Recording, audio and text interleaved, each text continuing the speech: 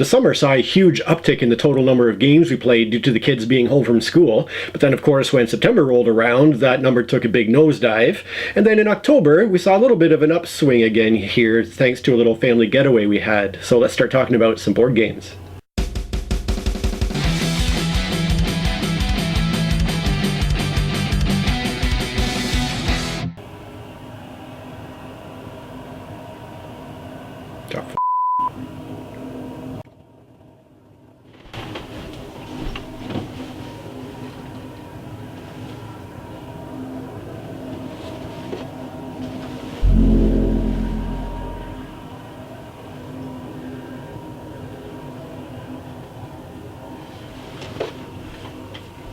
Let's start off by talking about 4 acquisitions that were made in the month of October.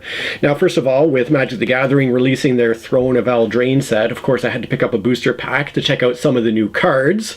Food. Of course, picking up a few Magic cards is nothing new, but we had a couple of new games here. The first was sort of a sequel to a game that's been very popular with my kids over the past couple of years, that game being Dragonwood, a fairly simple game of card play and dice rolling in order to defeat monsters and collect victory points. And the sequel for that game was Dragonrealm. It uses a very similar system of collecting cards and rolling dice, except whereas in Dragonwood that was all geared towards defeating monsters to collect cards, in Dragonrealm it is based on kind of an area influence or area majority system where you're trying to get the most workers on different locations. So while the mechanisms will be very familiar to people who have played Dragonwood, it is a slightly different game, and one that I think really successfully builds on that system. I think my kids still have a fondness more for Dragonwood because of the long history associated with it, although I myself kind of enjoy Dragonrealm a little bit more. The other 2 purchases this month were also geared toward family gaming. This next one was another that is building on a system that has been very popular with my kids, and that is the game Dungeon Mayhem. And there was an expansion that was sort of a standalone expansion released for the game called Dungeon Mayhem Battle for Baldur's Gate. Now, because the boxes were sized to fit exactly the number of cards that came with the base game and then the standalone expansion, I've put them all into this container here so they all fit together. But Battle for Baldur's Gate essentially adds 2 new characters to the game, which you can pick up on their own and battle them against each other. And when we did play them against each other, we had really quite an epic match. Most games of Dungeon Mayhem last a mere handful of minutes, but we found that this battle went back and forth for quite a while. So of course these 2 characters can also be mixed and matched against other characters from the base game, and they all have their own unique asymmetrical powers and abilities. So this continues to be a very fun and fairly simple yet asymmetrical game to play with the kids. And then the final purchase, which was geared towards family gaming, was the Mansky Caper, a game that I had read about on Board Game Geek and watched at least one review of. And it was one that looked kind of interesting, but maybe a little too random for adult gamers type of gaming. It looked like one that would be kind of fun for the family though. So I picked up the Mansky Caper, and we did play it in the month of November. So when I come back next month to talk about games played in November, I'll tell you how this game ended up playing with the family. Alright, so I'll clear off this handful of games, and next up I will talk about the games we played in the month of October. Since I don't have a sponsor to conveniently fill in this little gap, I will talk about my own Patreon page. I hope I'm going to have some time to get back to that in the near future, because I realized after the fact that I had sort of subconsciously sabotaged my own Patreon page.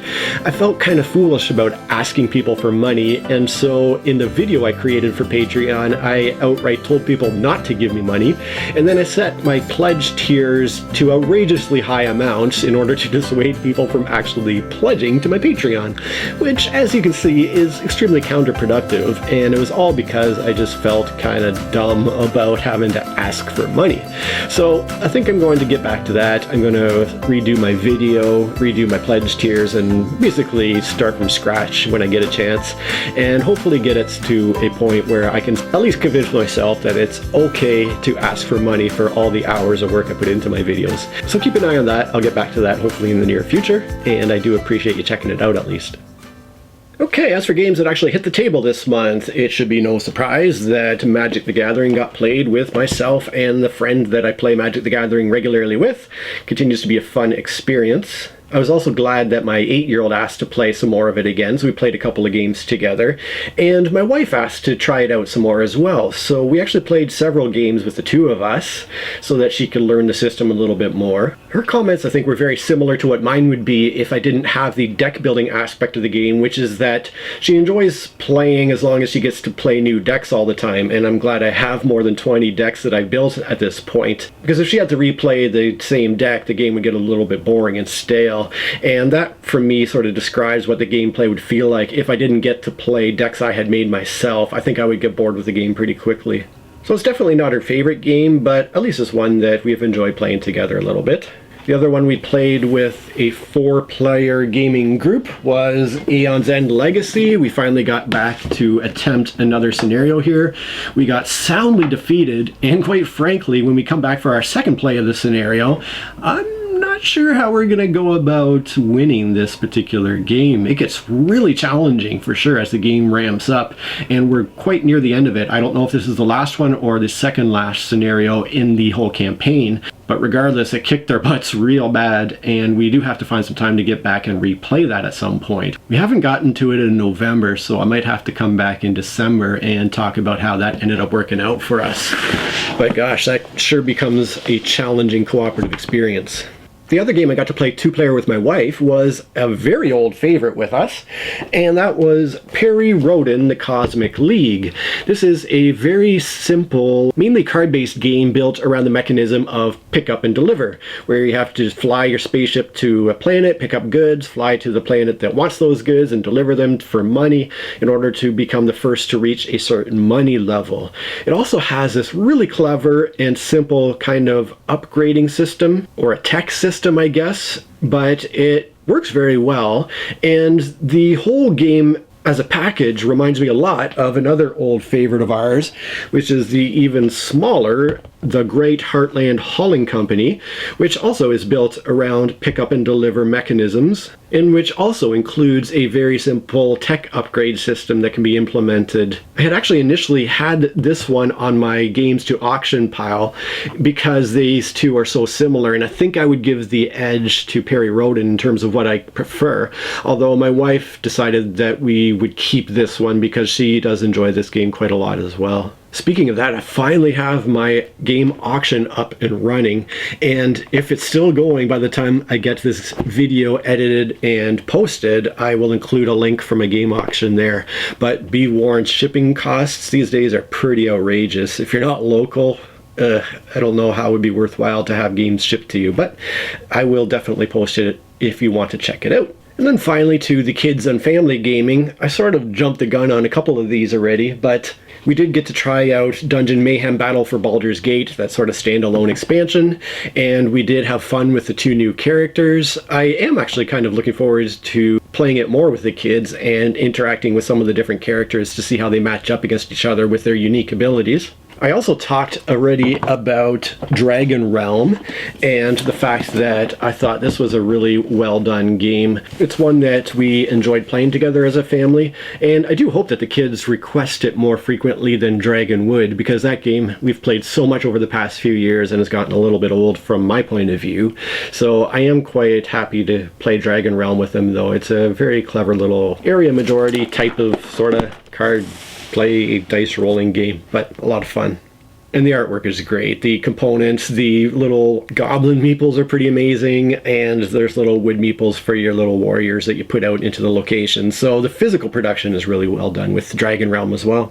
Second last one we have to talk about is one that was a huge favorite with my now 9-year-old for quite a while, and that is Downforce, a car racing game, and it was one he was requesting all the time for a period of several months there, and I feel like he might have sort of burned out on it a little bit, but we ended up trying with the full game rules. I guess you would call it the adult version, where you don't win necessarily by winning the race, but you actually bet on the cars as the race progresses in order to end up with the most money at the end of the race, and that ended up being quite a success. I think my 9-year-old found it to be a fun twist on the the game and sort of breathed some new life into the game for him, from what I could tell. He's definitely requested to play that way since the first time we tried it with him. And I was really happy to play that version of the game too, because for me it's much more fun than the sort of strictly race version of the family rules.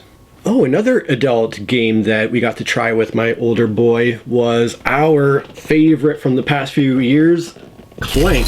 I thought he'd be able to handle this deck building kind of race, push your luck game, and he did do pretty well with it. He obviously doesn't have the experience that my wife and I have with the game, and he didn't necessarily do as well as we did, but he enjoyed being able to play it with us, and I'm looking forward to more plays with him. We ended up playing with the Gold and Silk expansion stuff, because I thought it would be more forgiving in terms of allowing the players to collect more gold and do more stuff with the money in the market as the game progressed.